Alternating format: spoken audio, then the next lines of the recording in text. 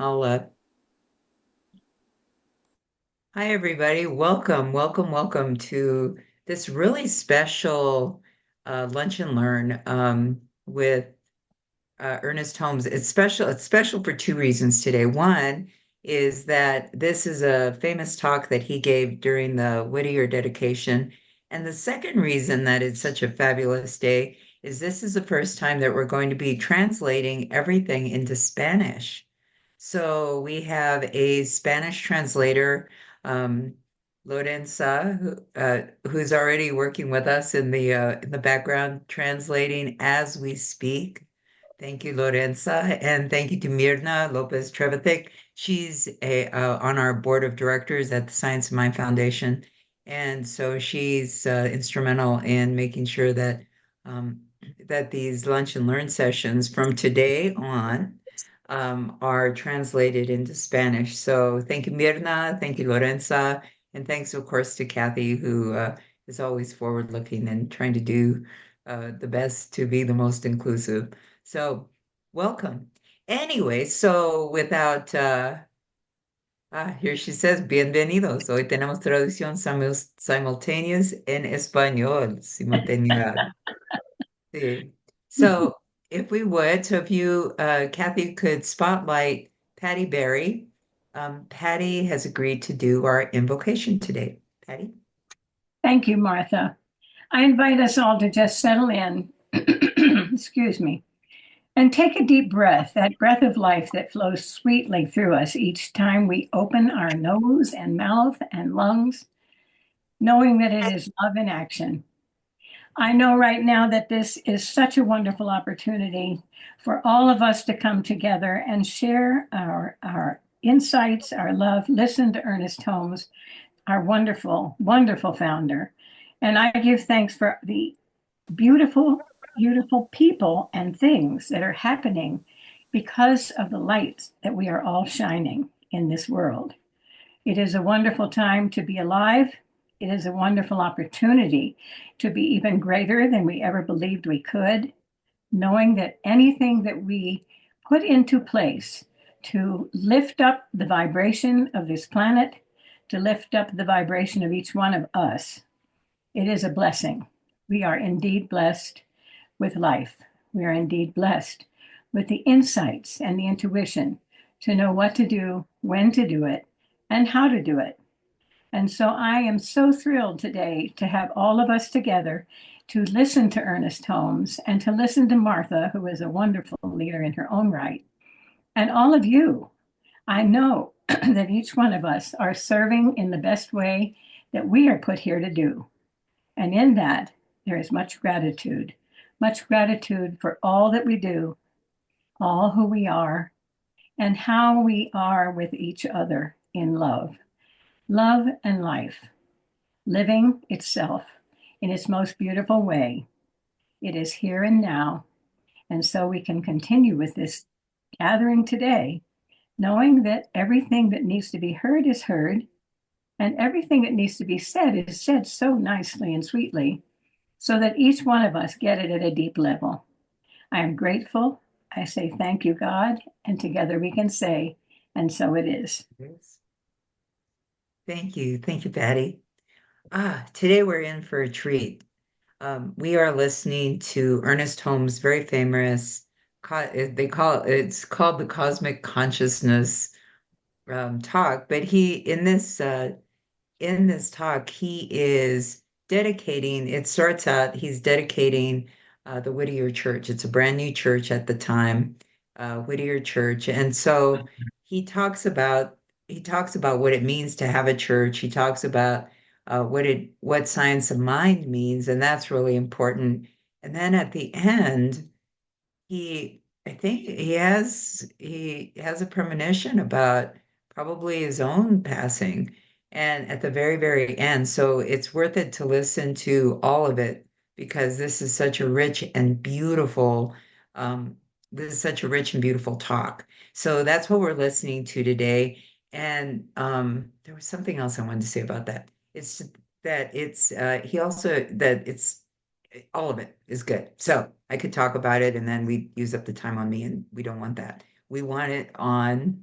Ernest Holmes. So without further ado, I'm going to share my screen. And here we go.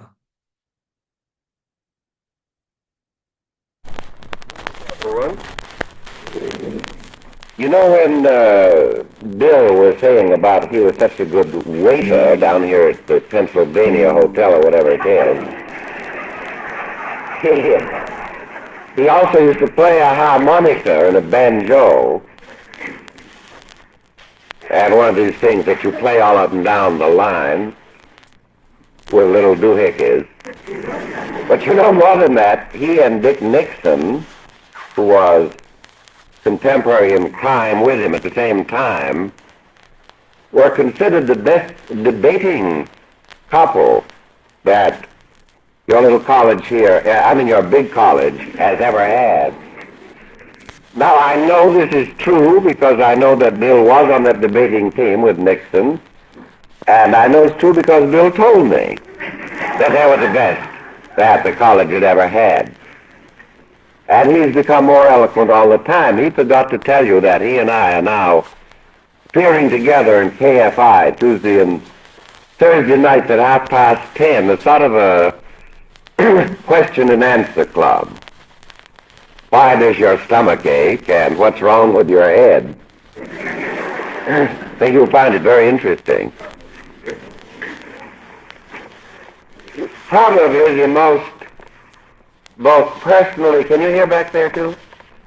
And impersonally observing here tonight is myself, because I have a strange, not split personality, it's a multiple personality really. I have the keenest personal interest in such an occasion as this, and the most impersonal interest in that I love it personally, and I don't feel that it has anything to do with me at all, other than that it is a certain phenomenon which is taking place in my day,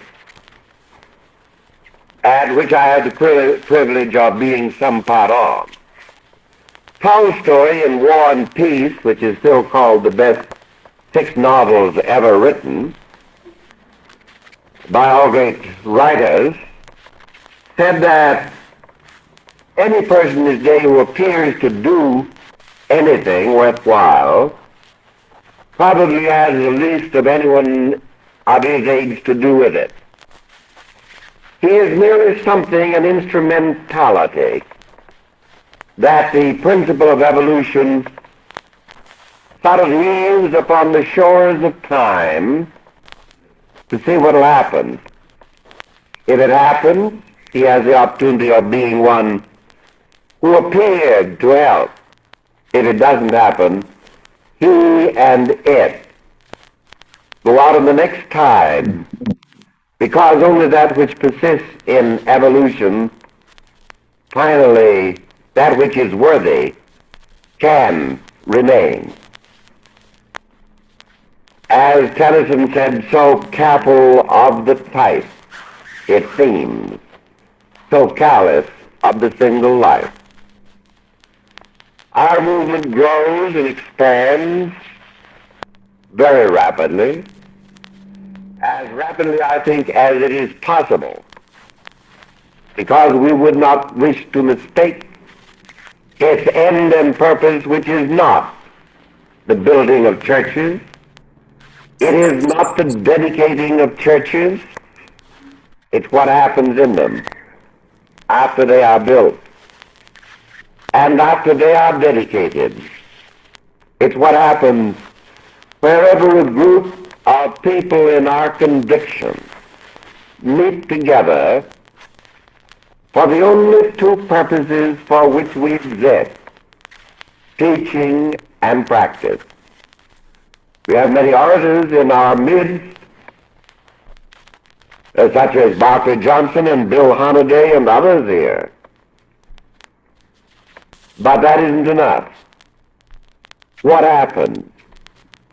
For as Shakespeare said, a man may smile and smile and smile, and be a damned villain still. So we could profess and confess and exclaim and proclaim that God is all there is, and no one will believe us unless something happens when we say it. We are a teaching and a practicing order in the Christian faith who believe in two great fundamental realities: the divine presence, personal to every living soul, and uniquely personal to each and every one of us. That's the first great cornerstone. The next is a power for good and a law of good in the universe greater than we are, that we can use for definite and specific purposes. The first one, everyone believes in. The second proposition, probably about 20 million people in this country now believe in somewhat. And perhaps 200,000 of them really know what it is that they believe. I doubt it.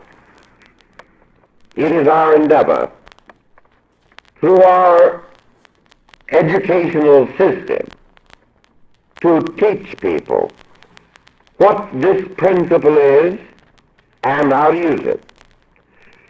And there is a growing conviction in my mind that it should and must become the endeavor of all of our leaders to exercise some kind of a discipline over their membership, not as to their theology, because I'm the world's worst theologian. I don't even know who wrote the books of the Old Testament, and I'm sure I don't care. I don't know what kind of underwear the apostles wore, but I'm sure it's worn out. And most of their other beliefs are too. They did not have electric lights or automobiles. They didn't know how to make pancakes. I doubt very much if they had very much understanding of what Jesus had taught them. That is not our endeavor. To convert somebody to our faith, it is to prove something. First of all, to ourselves, then to the world, and we have no authority before the world, and should ask for none, and will have none, ever, I hope, other than the authority of the work that follows the word. Should we become the most prosperous organization in the world and build temples that would make Taj Mahal jealous and blush with shame, and the dead in hope are not raised, we should have become the most dismal failure in the entire history of the evolution of man's concept of God. It is not at all strange that the time should have come, and it happened to come in our time, and we happen to be those through whom and to whom it came. How fortunate we are. How lucky you and I are that we're here tonight. Oh, we are indeed favored among all people on earth, of all ages, For we have taken the banner that Jesus resigned when he said to a thief beside him, "Do not be afraid. Today shalt thou be with me in paradise." This is quite a banner. It is with this banner that we advance, and advance on chaos and the night. We are a teaching order, not a preaching order. We are a practicing order, not a proselyting order. And the world has waited long and too often vainly for something to happen, for some healing power of the unseen magic of the Spirit to be evident. That's the cornerstone. I think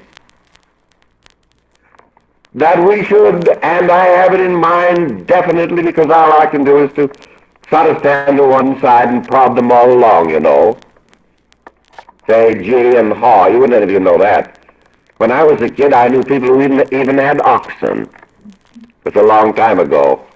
We won't talk. I did meet somebody down Johnny Heflin's church last night, and he said he admired me very much, and he said, "You are so much like a friend of mine. He is 92. And I said, "Well, I'm still holding my own, and as long as I don't slip backward, everything's going to be Jake." But I have something stirring inside of me, what they call a restless soul.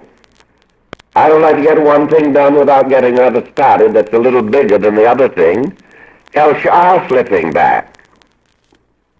You know, we haven't yet done what I believe we can do with our membership. Now we're here tonight to dedicate a church, a physical building. I think it's beautiful. I think it's wonderful. I think it's a miracle. But I know why it is here. It's here because you're here. And because Dr. Renee Smith is here. And because your consciousness and hers and Bill's and all of you wonderful people down here have clicked together. And what happens? Power, like the weaving of a rope, where one strand will hold no weight, but united it will hold terrific weight. We have yet to see what the multiplied consciousness of a church body can do if they are properly trained, if they permit someone to exercise an authority over them, not of their theology, for which I wouldn't give a nickel anyway, not of their private lives, which are no one's business but their own, but of one thing only. There is a law of good. There is a power in the universe greater than we are, and we can use it. And it will multiply its effects 1,000 times, in my belief, through the united consciousness of a group. I No, the phone might, it gets so much hot when it's being used. conviction about this the last year, and the members of the Ministerial Association know about it, that I know, as I know that I am here, that you, right here, under the leadership of your most inspired leader, who has balanced the human and the divine equations so that God and man unite on earth, You are going to prove this. Others will. I know that you will, because of what's happened here. Let me tell you this.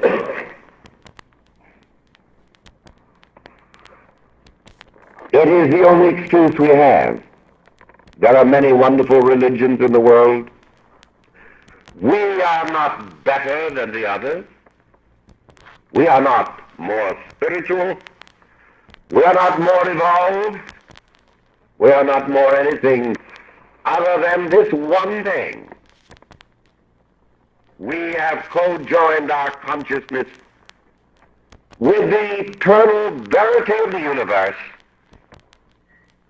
that everlasting and eternal Father of all life, and the Mother of all creation, forever begetting the only begotten, is begetting him in us right now. And that the word of our mouth is a word of truth in such degree as it emulates and embodies the truth which sanctifies the word to its unique service of healing, not only the sick, but the poor in heart. We are dedicated to the concept that the pure in heart shall see God. Here, that the meek will inherit the earth now. That one with truth is a majority. That every one of us in the secret place of the Most High, the citadel of his own consciousness, has the secret with the eternal, the everlasting, the almighty, and the ineffable. God and I are one. And I see you doing this. And I see you uniting in one great hymn of praise, one great union of effort, one crescendo of song, and one enveloping light of consciousness.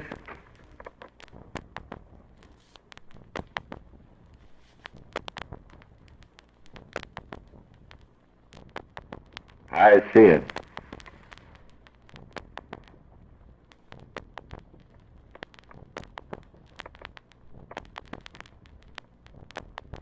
Oh God, the veil is thin between. We do mingle with the hosts of heaven. I see it, and I shall speak no more.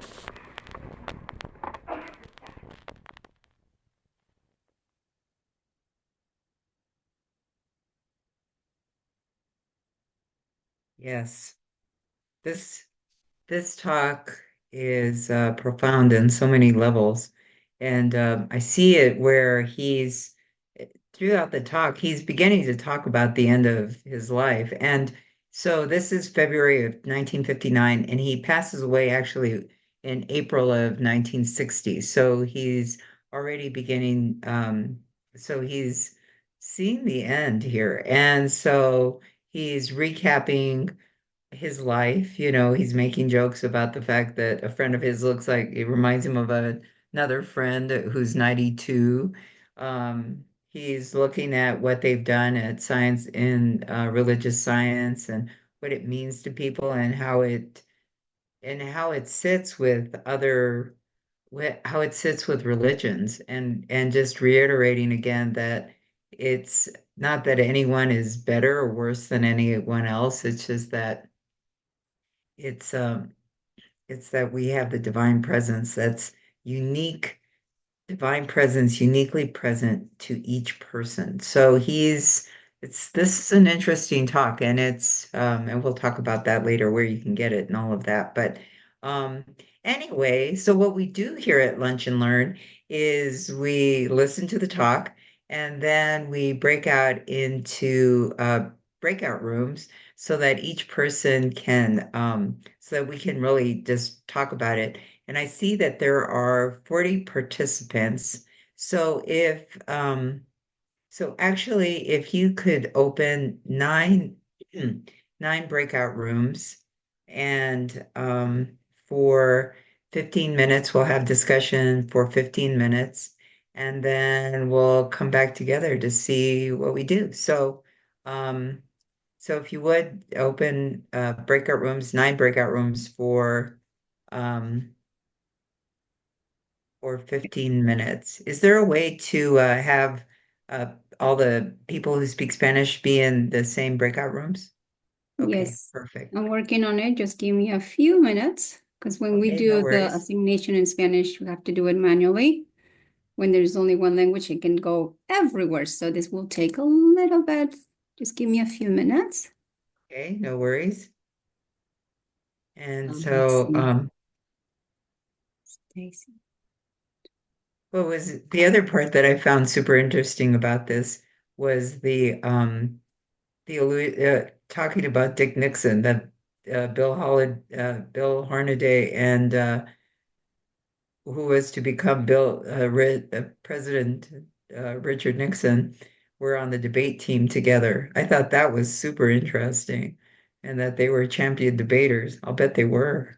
And so there's that whole political aspect, as well as the aspect of the spirituality, and all of that. So, and in 1959, Dick Nixon wouldn't have been president We yet. are ready. So, Sorry, we are okay, ready.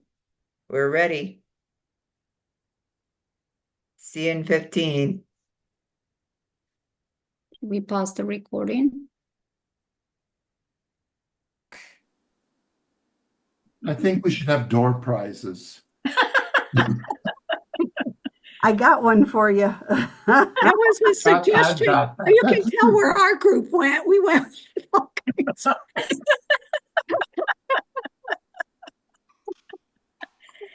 I have a question. Can I ask a Yes. question?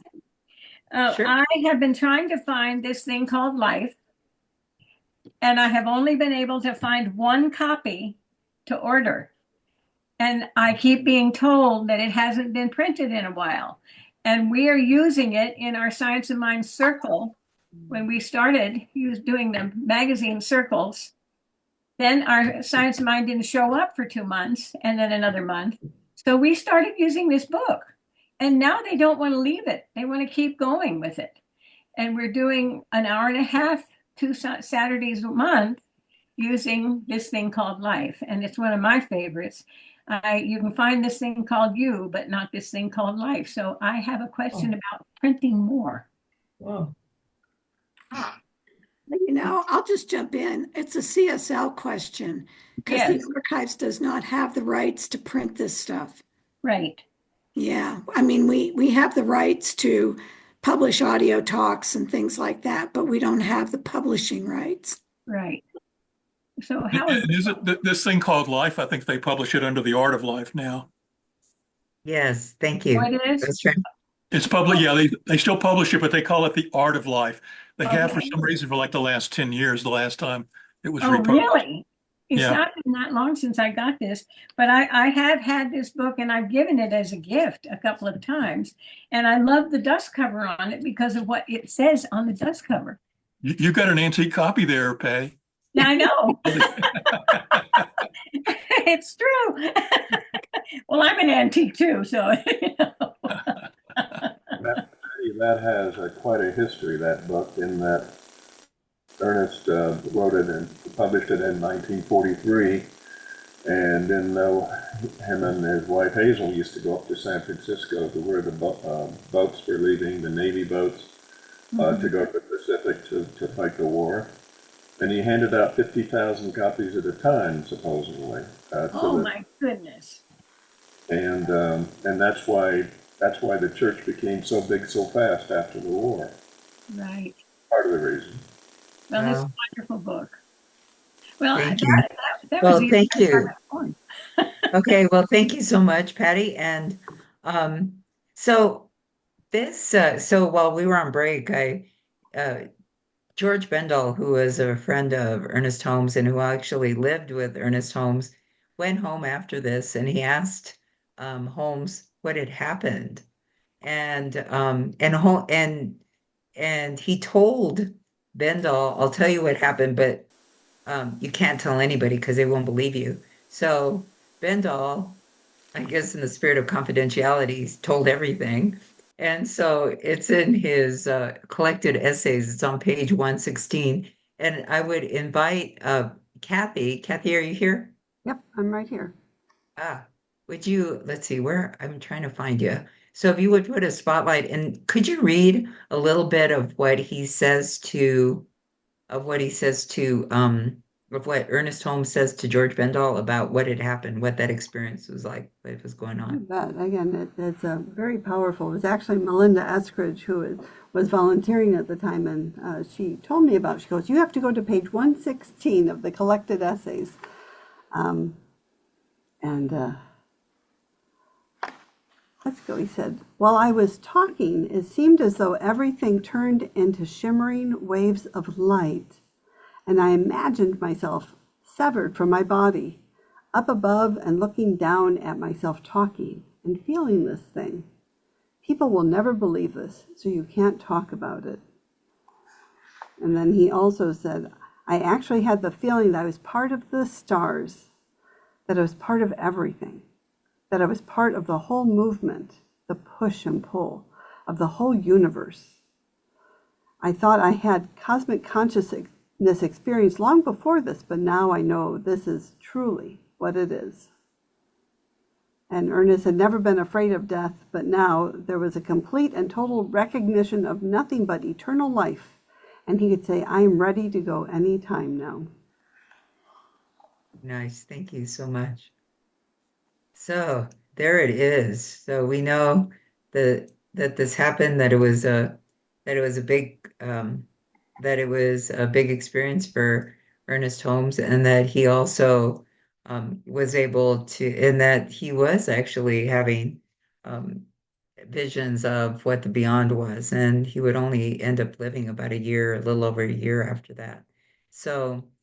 Ah, very good. Anyway, would anyone like to share with us what, what was discussed in your group, any observations, that kind of thing? And I would just ask that you raise your little Zoom hand, the little Zoom hand on the bottom of the page.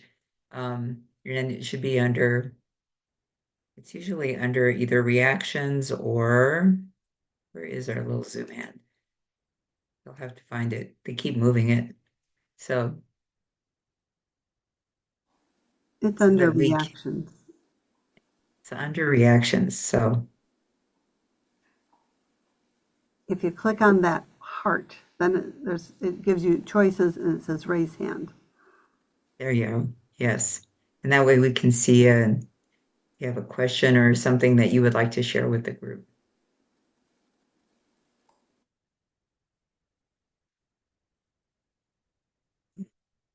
Patty? Oh, we can't hear you, Patty. I am one who likes to see things keep moving, so I will raise my hand if no one else does. And we talked about some of our own experiences with this kind of thing and having a real realization of the divine. And it was really quite nice. And it was lovely to meet the people that I met because I don't know any of you. I haven't been to any groups to meet you.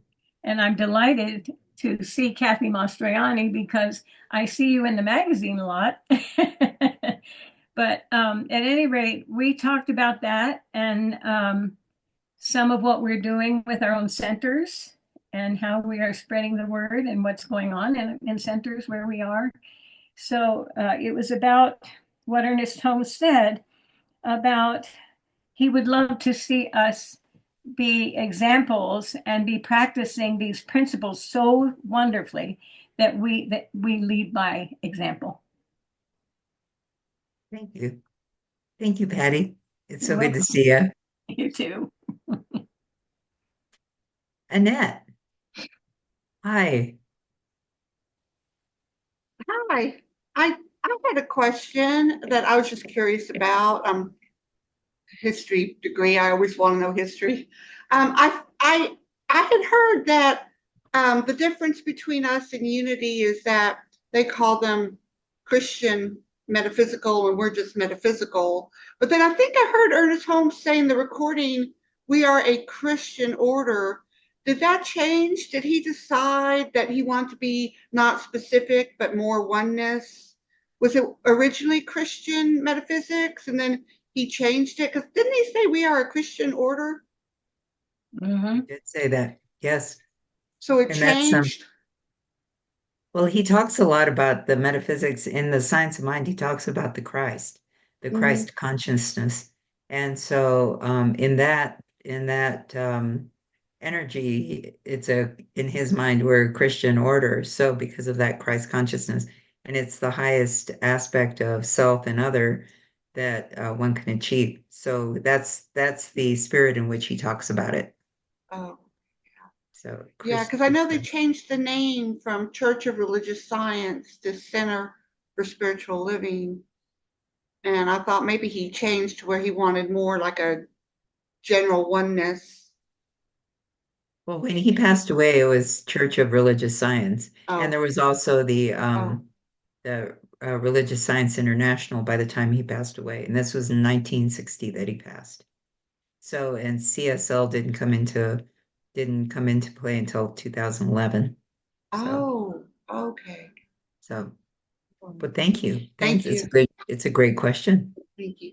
Good to see you, Patricia Wagner.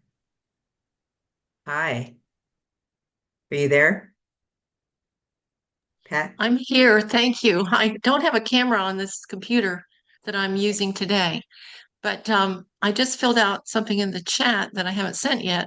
But I wanted to mention about an experience I had in 2001 when coming out of meditation one morning, I asked Spirit, how can I stay consciously connected with God outside of meditation times?